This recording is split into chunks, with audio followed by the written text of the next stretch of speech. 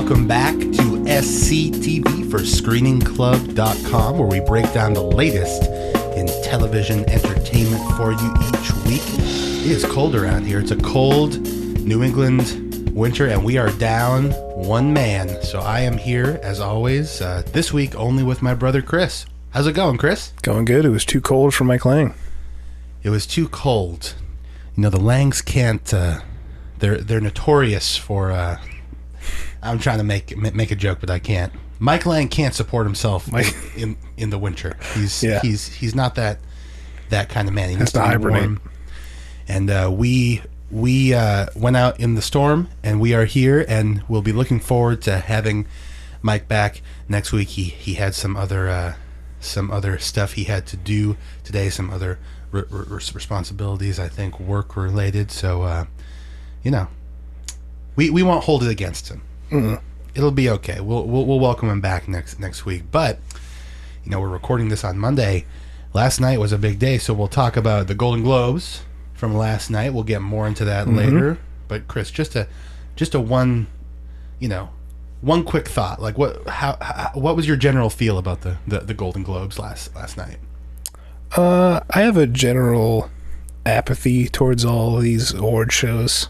I think they all go on too long. The Golden Globes themselves feel a little bit faster because they have TV and movies, so they're a little bit more full with awards.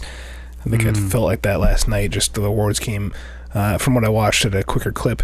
But the Oscars, while I respect and I am excited to see who wins these awards, the productions are just really boring to me. You didn't like Jimmy Fallon? It was all right. Chris, of course, Jimmy Fallon, a friend of Chris. Friend of the show.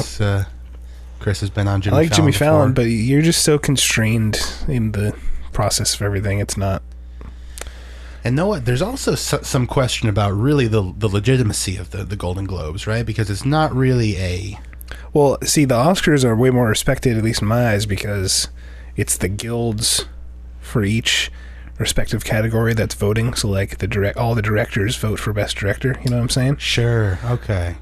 Whereas in the Golden Globes, it's just the Hollywood Foreign Press Association all gets together and votes. So it's this shady organization across the pond. Also, you say they're a shady organization, but there really is, if you check out some of the, not investigations, but some of the writing about this and some of the documentaries that have been made, and we can link to those about the Hollywood Foreign Press.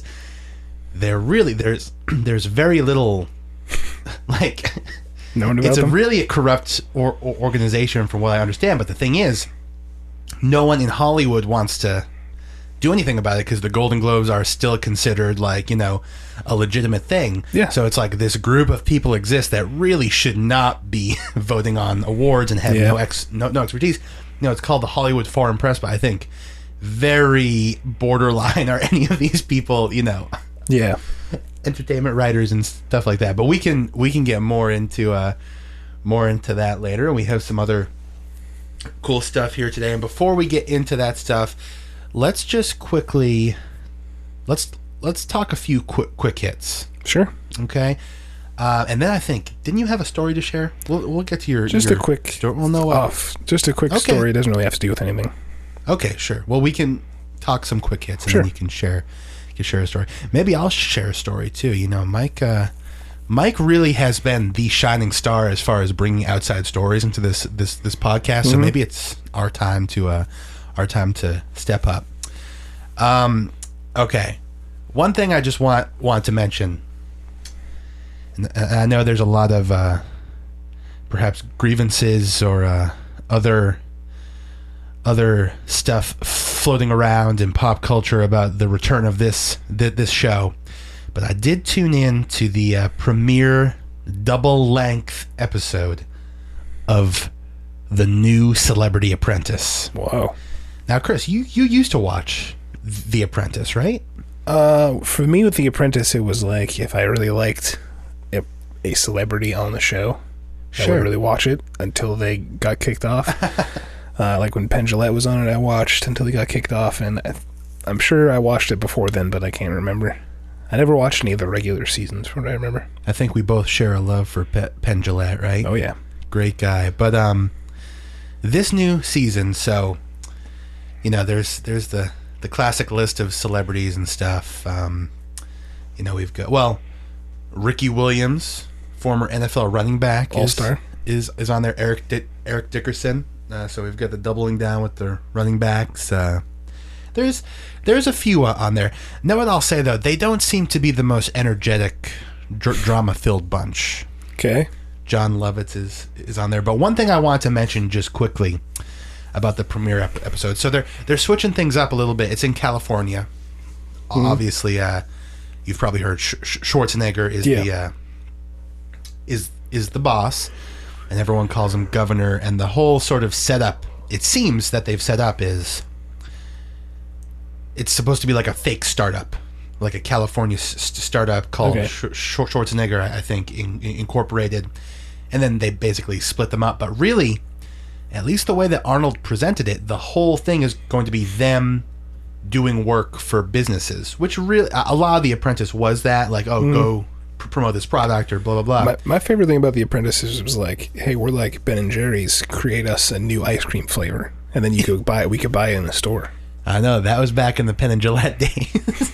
That was cool. I did, yeah. I remember buying the Penn Gillette ice cream. I think Snapple did a promotion too. Yep, Snapple had the... So that are you saying it's kind of like that, where they're like finding real life businesses and working? Yeah, so from what we've seen now, Arnold's, what do they call it? Advisors are his nephew, who really, like, it's... You can hear Arnold's voice in him. Like it's really pretty funny. And it seems Tyra Banks, I think, is that Tyra Banks, the model? Yeah. Okay. They seem to be doing a good job. So the first task was for Tyra's makeup company. Okay. And the second one, was they had to make a song for, I believe it was a gum company. That's how good of a job they did. I can't remember the name. But anyway, here's what I want to say. And this is the only moment of the entire episode that I laughed out loud and said, "This is really funny." Wow. So, and some of you may have heard of this. They no longer say, "You're fired." Mm-hmm. There's a new catchphrase. Have you heard? Yeah. Okay, so when he fires people, kicks someone off, he says, I believe it's, "You've been terminated." That's what I heard, yeah. But then, did you hear what he says next? And it was different on both ones. No. Then he says, "Get to the chopper." And then they are escorted out of the boardroom into a helicopter. Oh. And they fly away. And when he said, "Get to the chopper," like, "You've been terminated," fine. "Get to the chopper," like, that's really embracing the insanity of it all. Now, I noticed on the second firing of the two episodes, it was also a little awkward because they all talk about, like, "Oh, I don't want to be fired," I don't, like, blah, blah, blah, blah, because they're all used to that when they're, like, discussing. Yeah. So I'm wondering if will the jargon change, and will they all be, I don't want to be terminated, Arnold. I don't want to be terminated." But on the second episode, it was, instead of "You've been terminated," "Hasta la vista, baby." So I'm not sure what the official catchphrase is. Yeah, that's pretty weird. But he did say, "Get to the chopper" again. Okay. I think they would want to keep it consistent, but guess not. I know. I love get to the chopper. That's so funny. But yeah, so I wanted to touch on that. I also just wanted to mention, I guess I'll just touch quickly on Madam Secretary, as DS is on a break here. Madam Secretary, I mentioned last week, I was legitimately concerned for the health of one of the characters. I don't know if you remember this, Chris. You were pretty sick last week. Yeah, that was a daze. One of the characters had a heart attack. Okay. And it was unclear. Like, they really haven't done that a lot on Madam Secretary. So I was worried about him. And now I'm a little bit disappointed that he's pretty much just completely back to himself the following week. Okay. And they've sort of just moved along. So, I mean, that's okay. And I'm happy that he's still there. Yeah. But it's a little bit of a letdown. Just took me for a little ride, I guess. And now he has one of those desks that you walk on the treadmill while you're at the desk. wow. So in that way, things change. There you go. And finally, Chris, I know you haven't watched the new Always Sunny season. No, but I'm going to. Is out, and I don't want to ruin it for you, so I won't ruin any of the plot lines, everyone. But if you don't want to know there's sort of like a general concept for this episode that I'm going to spoil now in the next minute. So if you don't want that spoiled for you, go ahead and fast forward. But it's Always Sunny, so who really cares? It's just funny stuff. At the beginning of the episode, their bodies are switched with a group of black people. Whoa. But it's and they sort of dive into how it's very strange, how it's happening, they're discovering. But they can, when they're filming it, they're all themselves. But when they look in the mirror, they're completely different people. So, the thing with Always Sunny is they do sometimes do these sort of crazy concept. Oh yeah, they episodes. have some great concept episodes. And it is really funny. So I definitely enjoyed it and would recommend it. Of course, Game of Thrones writers, big fans of Always Sunny, and vice versa. I think everyone should check out Always Sunny. Definitely amongst, if not the funniest show on television to me. Just wacky, for sure. Wacky stuff. Yeah. And that's everything I wanted to talk about. Anything you wanted to talk about, Chris? Or maybe you could tell us your little story. Yeah, it's pretty dry for TV right now. So next week it'll be different. At the end of the show, we'll talk about what we're watching for next week. But I did want to, we're all big fans of the NFL. Of course. And that comes along with we're big fans of video games, so we're big fans of Madden as well. We've played Madden for years and years. I do love Madden, yeah. Now, when people ask me about Madden, I say, man, yeah, I like Madden, but I think my brother is better at Madden than me. You don't say that. Yeah, I do. I think you're better at Madden than me. You have literally... Well, I've never heard you say it, but that would be classic Chris for you to not say to my face a compliment to me. You play Madden more than me, if you want it that candid. You play Madden more than me, so I think you're better than me. But before you tell us, I just want to say, this year, I've barely played Madden. Oh, okay. So I've only played Madden, literally... I've played the single-player career mode. Oh, okay. And I actually haven't played it once. Yeah, not very good this year. But Chris, I'm very honored that you said that. Please. Thank you. All right. Well, maybe you might not be honored after this story. Oh, great. So, our cousin likes Madden. Our cousin Greg. Oh God. So sometimes we play with him on Xbox. Oh God. Last night he reached out to me. He was like, he messaged me on Xbox. Hey man, after you're done with your game, you want to play a game with me? I was like, yeah, for sure. Wait, cousin Greg reached out to you on Xbox? Yeah. I have an ongoing long-term feud on Madden with cousin Greg that only occurs during holiday gatherings. Okay, well, I played with him last night. Okay, let's hear it. I'm sure cousin Greg said some crazy stuff. Cousin Greg's Xbox headphones were chewed by his cat, so we were unable to speak during the game. So I got some text commentary here. Oh God. I'll begin the story saying that I blew cousin Greg out. He got 0 points against me. I believe I got somewhere around 28 to 30 points. It's not hard to do. Shout out cousin Greg. Wow, okay. Well, he wrote to me, I think I need more practice. Jeff is 10 tiers below you, laughing my ass off. Wait. Jeff is 10 tiers below you what? Laughing my ass off. LMAO. I said, haha, lucky game. I tried to write lucky. I think Jeff is better than me. That's what I wrote. Well, you're right about that. And then he wrote, I destroy Jeff every game. Laugh out loud. I don't think I've ever been shut out. You have the most elite Tampa 2 and cover 3 I have ever seen. Laughing my ass off. Ball hawk. Come on. Now, I have no idea what the words Tampa 2. I vaguely know what cover 3 means because I see it in the game. Okay, let me say this.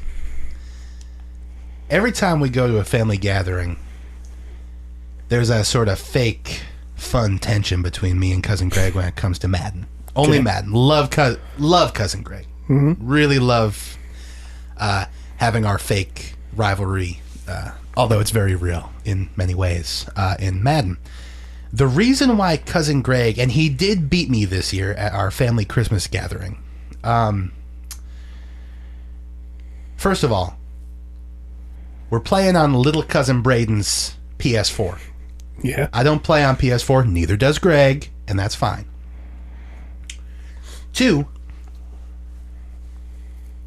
cousin Braden, and shout out cousin Braden, great kid, constantly while we're playing is asking me if I can sneak him the controller so he can get in a few plays against cousin Greg, because everyone loves a beatdown of cousin Greg. Mm-hmm.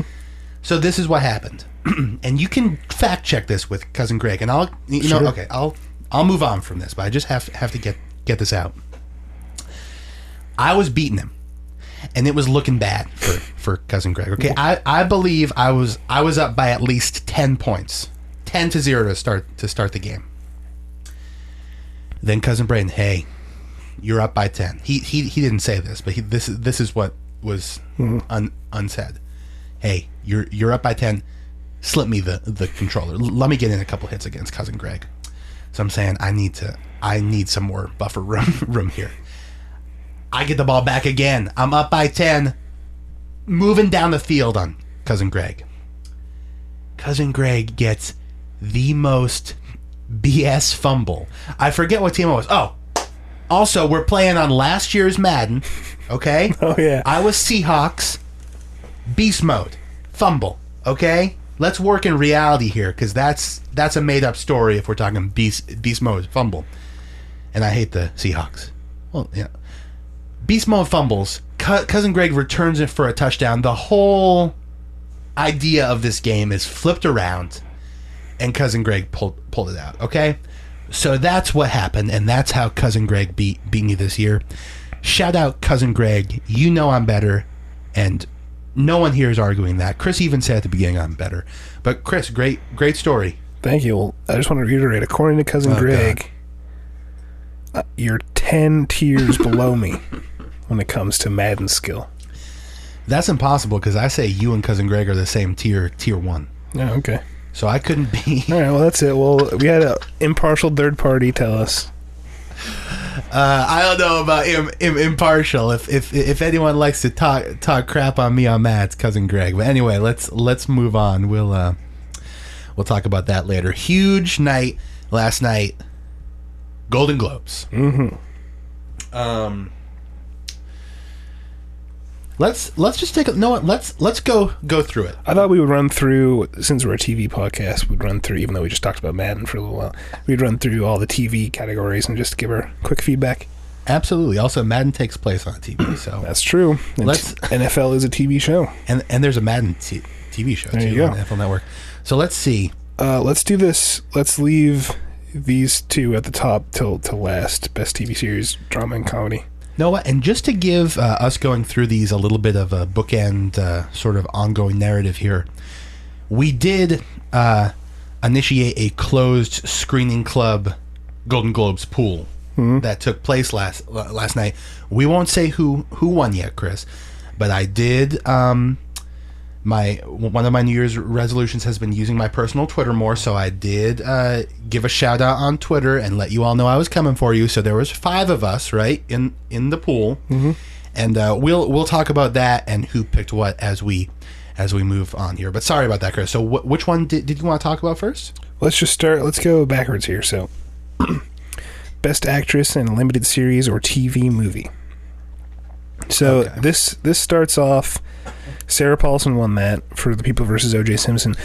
This starts off the recurring theme of the night of people loving on The People versus O.J. Simpson, which I don't know if you know, Jeff, but when that was first coming out, people were kind of like shitting on that show. They were like, oh, it's B-movie, just schlocky fun. It's a fun show, but not really serious. I've heard you and Mike say that. Yeah. Mike and I were loving it from day one.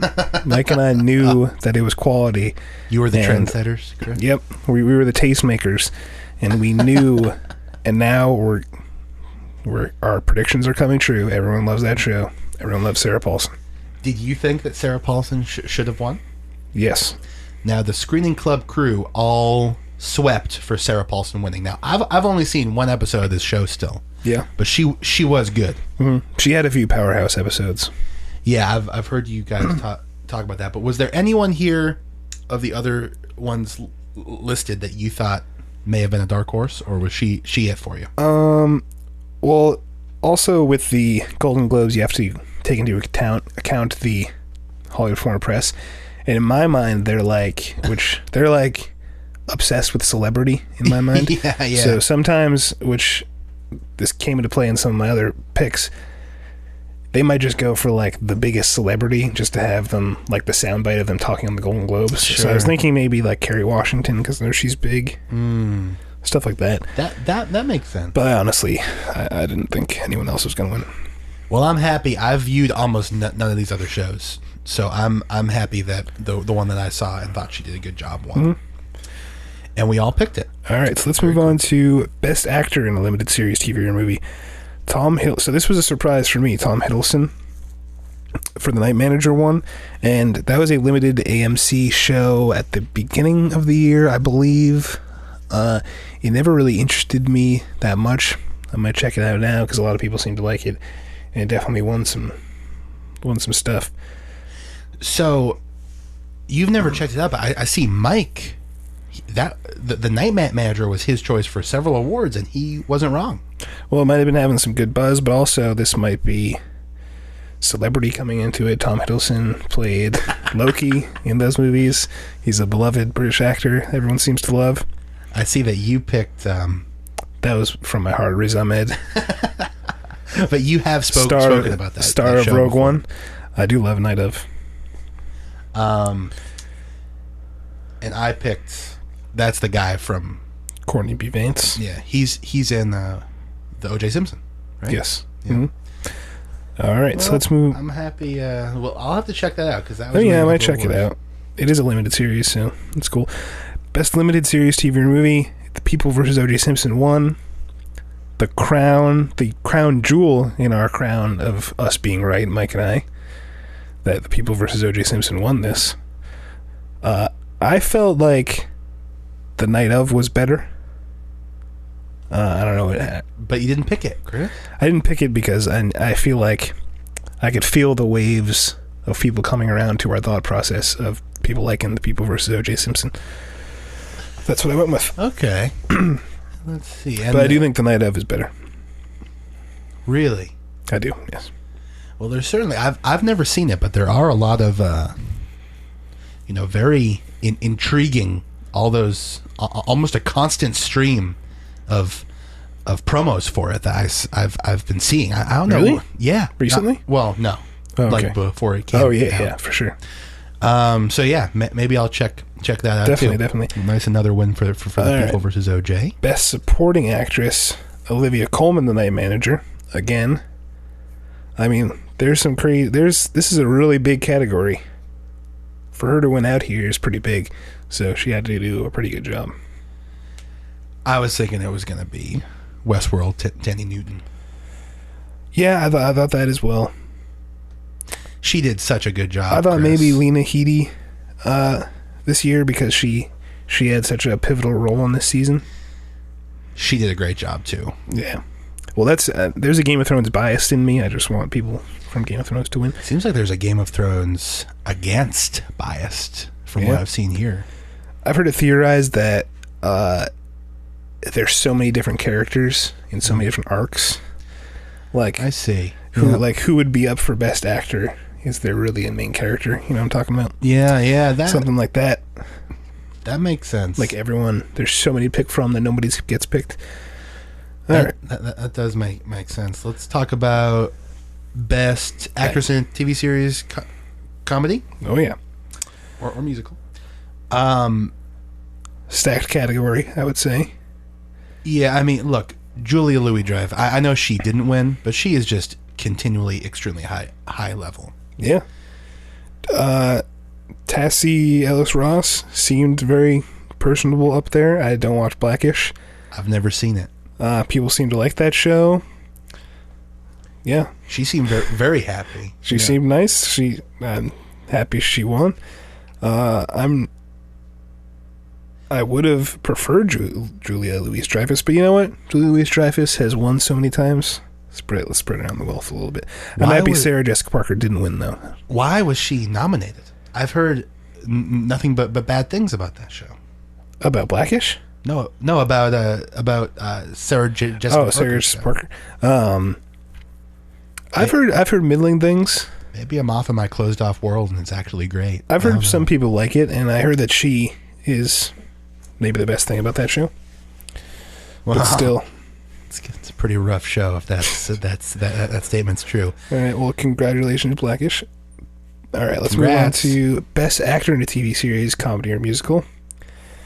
I think this one made all of us happy. Donald Glover winning for Atlanta. You know what really surprises me is, I don't know if you saw Chris posted on Twitter, Donald Glover, Childish Gambino performing on Jimmy Fallon. Have you seen that video of him performing his new single? Oh, not the newest one, no. Okay. Love the song. Really love Donald Glover.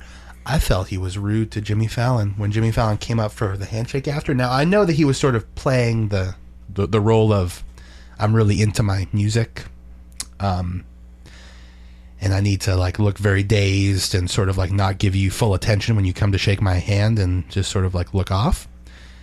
But I sort of had a negative, like I felt a little bit negativity towards him there. But then he gets up on stage accepting the Atlanta stuff, and he's like the most happy, like charismatic, like he's just so thankful and happy.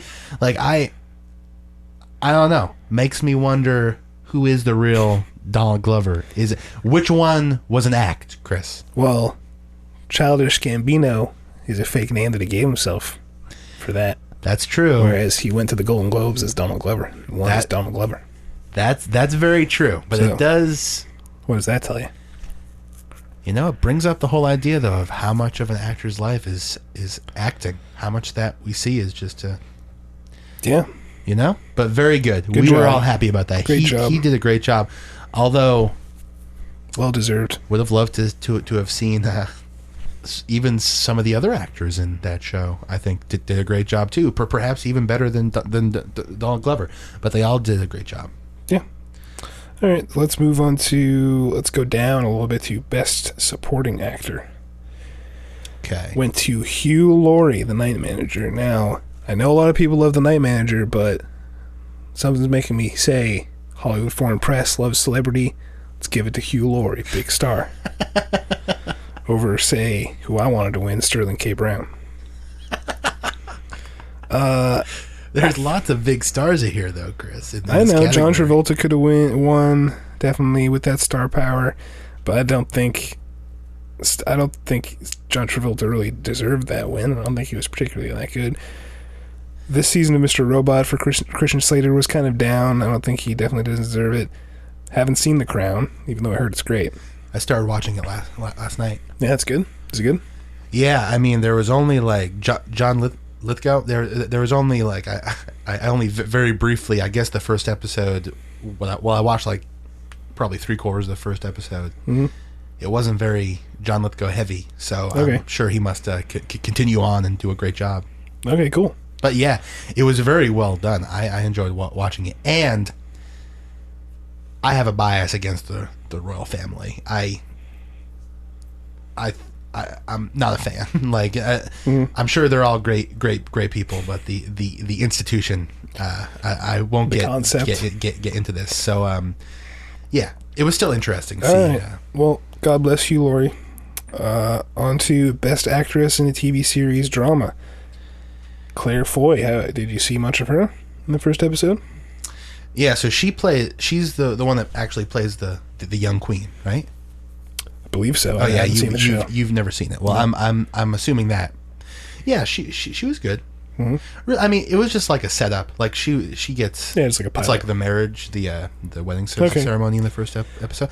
I thought she did a good job. Now, I know that Evan Rachel Wood and Winona Ryder did a great job. So, I really thought Winona Ryder was going to win.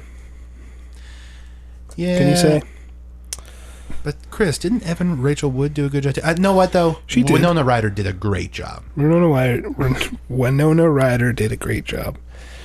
but I thought she was going to win. Yeah, I see on our list here, and we can post this list publicly afterwards so everyone can see who everyone voted for.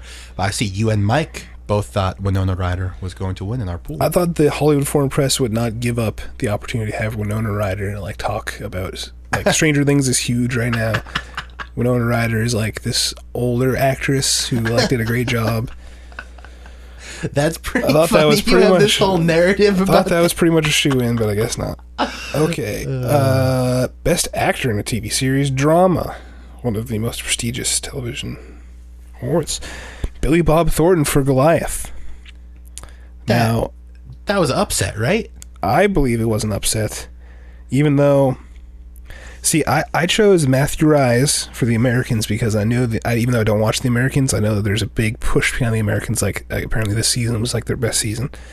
So I thought, hey, he could probably win it. I really didn't think Rami Malek was going to win it because this season of Mr. Robot was not very strong. Or at least it's not as strong as last season. I really don't know why Liev Schreiber was nominated for Ray Donovan. It's a perfectly competent show, but he's not like an acting powerhouse in that show. And everyone loves Bob Odenkirk, but I wouldn't really call his role that dramatic. Billy Bob Thornton was great in the few episodes of Goliath I've seen, so I'm not that upset with this. And he also had, from what I saw, like a pretty cool speech. He like, in a fun way, called out the... Did you see Bob Odenkirk? Yeah, he talked about Bob Odenkirk for a little bit. Yeah, I thought it was pretty funny. Yeah. And Billy Bob Thornton's like one of the biggest wild cards in Hollywood. Like I felt like it was a very toned back and respectful speech from Billy Bob. Yeah. So good for him. Only Mike chose him to win. All right, let's go to Best TV Series, Comedy or Musical. Big win for Atlanta. Very happy to see that. I did feel it was the best comedy or musical show of the year. At least nominated. Yeah, well, Veep is really good, Chris. Veep is great. It definitely is the number 2 on that list for me. Also, really, you thought it was better than Transparent? Yeah, I like Transparent a lot. I just think Atlanta was better. I don't know what Mozart in the Jungle is. It's an Amazon show. Oh, okay. Yeah, I mean, Atlanta was great. Mm-hmm. Although there was a couple of sort of down episodes. There were. But when that show was on, it was up there with the best. So I think it's deserving. All of us predicted that to win, except for our good friend Sean, who felt that Blackish was going to win for Best TV Series, Comedy or Musical. Sean, a big fan of Blackish. Sorry, apparently. Sean. Maybe we'll need to get a comment from Sean. We were all very divided on Best TV Series Drama. We really were. Maybe the most prestigious television award of the night. In fact, can I also make one mention before we get to Best TV Series Drama? Mm-hmm. I don't know if you saw this in our group text message, Chris, but I did make a last-minute swap. Oh, wow. Did you read? No, I didn't read that. Read about this? Which may or may not have affected the ultimate outcome of our Screen Club pool. Mm-hmm. I'm not sure if that's legal, so... Well, this might throw your win. This might you throw were your involved win. in the text message, and I tried to switch. This was for Best Actress in a TV series, and I had Winona Ryder, but before I sent my final ballot to Mike, who is normally our secretary on most of these things, I tried to switch it to Claire Foy, and both of them were highlighted when I sent it to Mike, apparently, and he made the executive decision for it to be Winona Ryder, and then I texted him and said I'd like that to be Claire Foy before the show even started, Chris. Okay. So I just want to say that, and that all of my answers were legitimate. So yes, please, TV series drama. I see. Yes, we all picked different things. Let's go through this. So Mike thought This Is Us would win.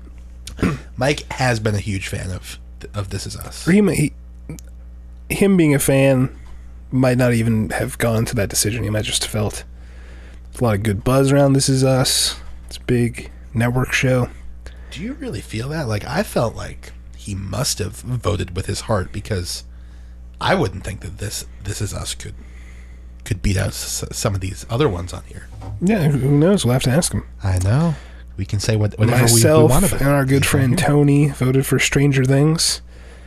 Again, which was a respectable choice. Again, that was me. I don't think that was the best there for sure, but I think that was. I think there's a lot. Is there a show with more buzz than Stranger Things this year, Jeff? You really thought that they needed to get Winona Ryder? I thought they. I thought they. Here's what I think of the Hollywood Foreign Press. I think that they are like a bunch of old people. So they're like, what? Okay, let's see here. Best TV series drama. All the kids love Stranger Things. I keep hearing about Stranger Things. Like, can you imagine the anger within the Hollywood Foreign Press when they found out that they would have to sign up for Netflix to watch one of the shows they were going to have to put up for drama, best TV series drama?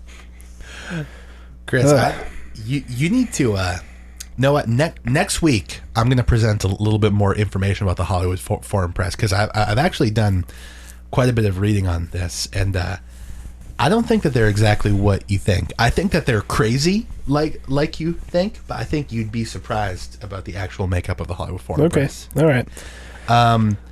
But yes. Continuing on, our good friend Sean voted for Game of Thrones. Which is what I would have voted for. I think that's what anyone of us would have voted for. Good job, Sean, voting with your heart. And you voted for The Crown, the eventual winner. Yep.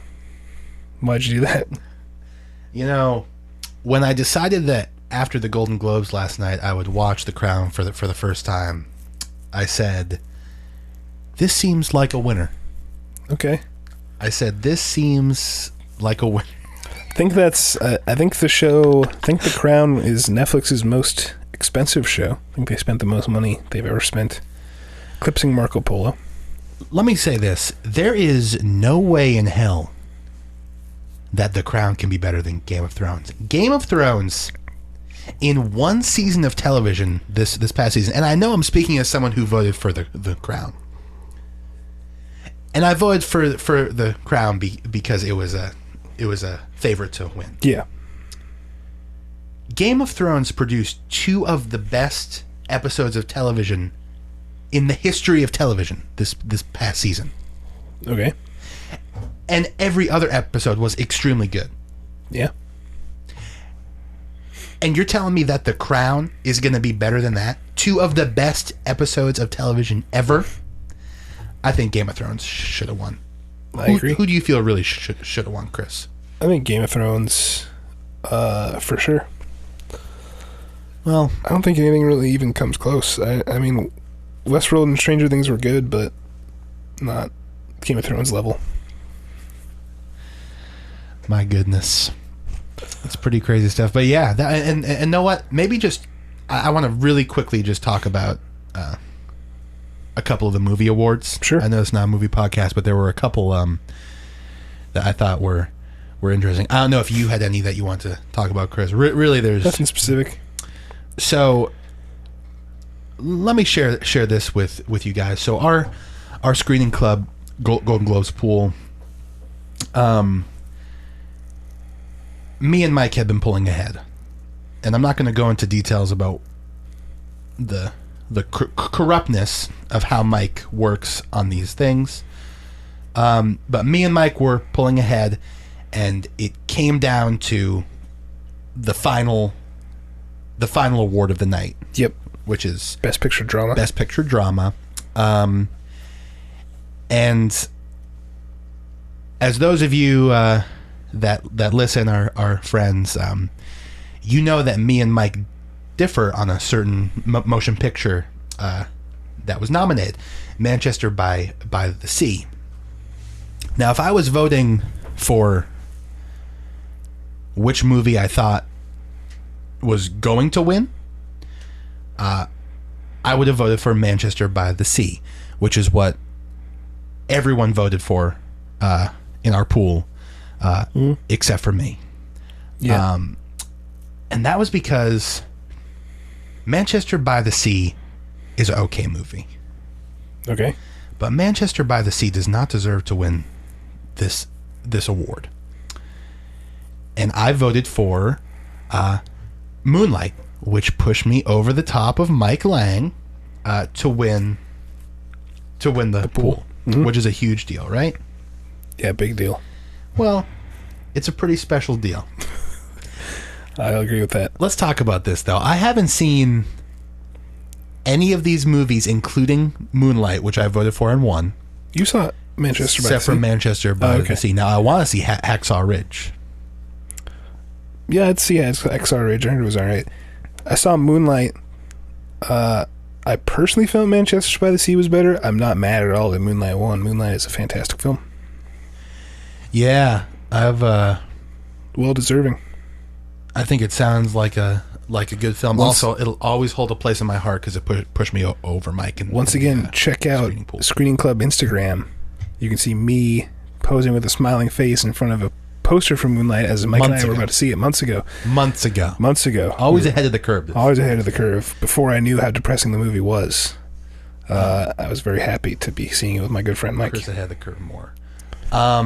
Let's talk about just for 1 second the motion picture comedy or musical. Sure. I just want to say though, I did see Hell or High Water as well. Haven't seen Hacksaw Ridge or Lion. Hell or High Water was very good. It's kind of like a modern day Western bank robbery-ish movie. Chris Pine, very good in it. Chris, did you see Fences, the Denzel Washington? No, not yet. I see you voted for Denzel to win best actor. I've been interested in that. Yeah. Looked pretty good. I was going to ask you about it. No, I definitely do. I definitely do want to see it. He directed that too, I think. He directed it. The story I heard is that it was a play. It was a stage play. Oh, okay. And he played his character from the movie in the stage play, in the stage production. So he's been playing that role for a very long time. That's pretty cool. And then I heard what happened was he fell in love with the story, so he bought the rights for the movie adaptation. He himself, his production company or whatever, optioned it. Wow. So it's really personal to him, I guess. That's an interest. Yeah, I mean, the previews for the coming attraction for is really, it looks really... I mean, Denzel, one of the greatest actors living today. Sure. Yep. Right up there with our friend from DS. Who? Do you not know that man's name? Well, his name goes without saying. Okay. Our friend from DS. Do you know his name, Chris? I'm not a fan of DS. Anyway, let's just talk about now. Chris, me and you actually saw La La Land together. Yeah. We don't get to go to the movies too much together. That was a special night. That was a special night. We saw La La Land on Christmas with our cousins. Mm-hmm. La La Land was okay, Chris. I don't think it should have won. I mean, maybe... I thought Deadpool was a better...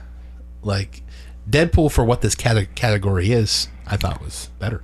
I think it would have been awesome if Deadpool won. I think La La Land is the clear winner here. I've heard 20th Century Women. I love La La Land.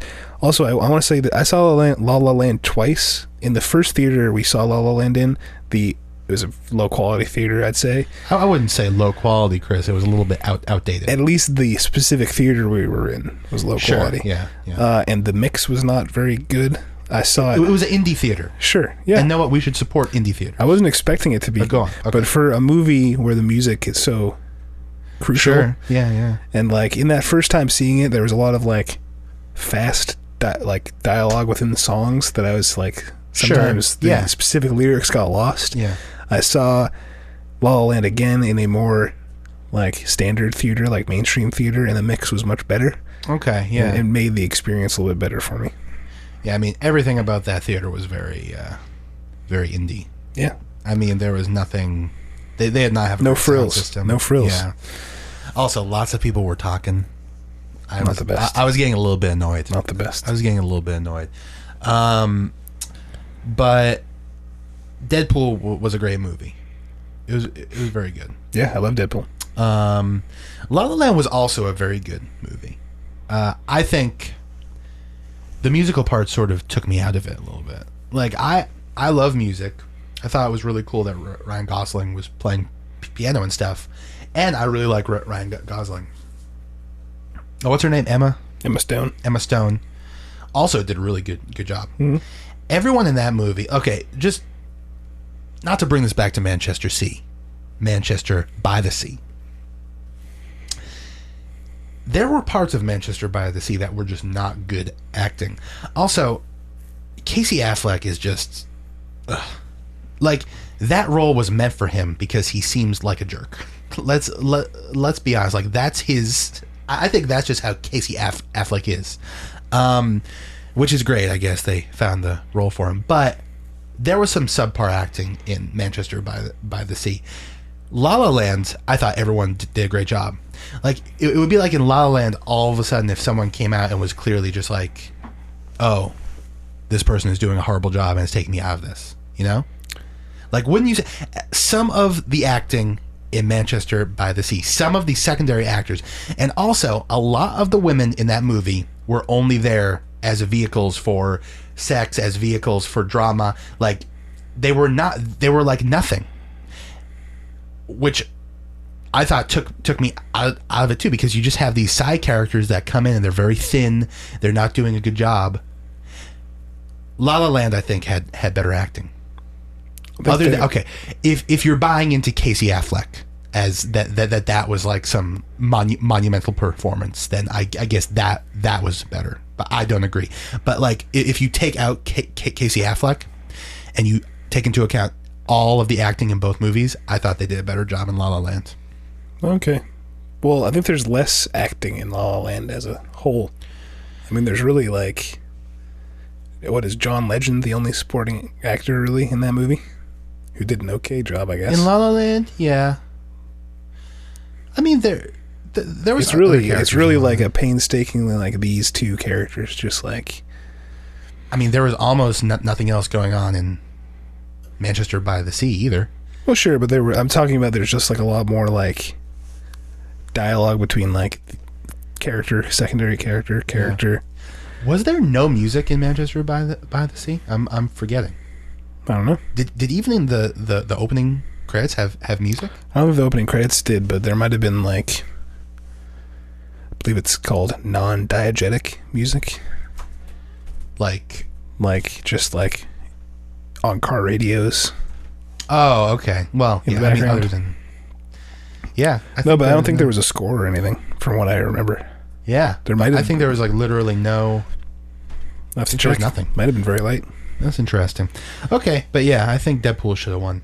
But La La Land was still very good. I think it is interesting though. Last thing I'll say is that Sing Street was nominated, which I believe is it's definitely a Netflix show in the United States. I don't know if it was a BBC show in Europe, but that's interesting to have I've never heard of Sing Street. It's like a 80s. You might actually really like it. It's set in Ireland in the 80s, and a kid tries to start a band to impress a girl. Oh, really? Yep. I like stuff about starting bands. Yep. It's supposed to be very like 80s referential, 80s bands referential. And no, I want to do one more shout out, Chris. Sure. The other day, I actually watched War Dogs. Have you seen that? I did, yeah. And I saw that Jonah was nominated for his role. He was nominated for Best Actor Comedy Musical. Wow. Did you like him in that? He was all right. I thought it was like pretty mediocre. I think he does a really good job.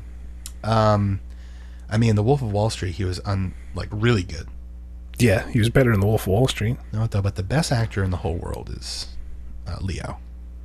And really, I'd like to see more of him and Leo. And I actually saw that him and Leo are coming out with another movie together. Oh, wow. About the security guard. You know, I think it was like the 1996 Olympic bombings, where the security guard actually was like a hero but got blamed by the media. It was sort of like the initial like 24-hour news cycle. Yeah. And I think, I'm assuming it's Leo playing the security guard. But I love them together. Yeah. I hope that they're best friends, because I want them to keep doing stuff together.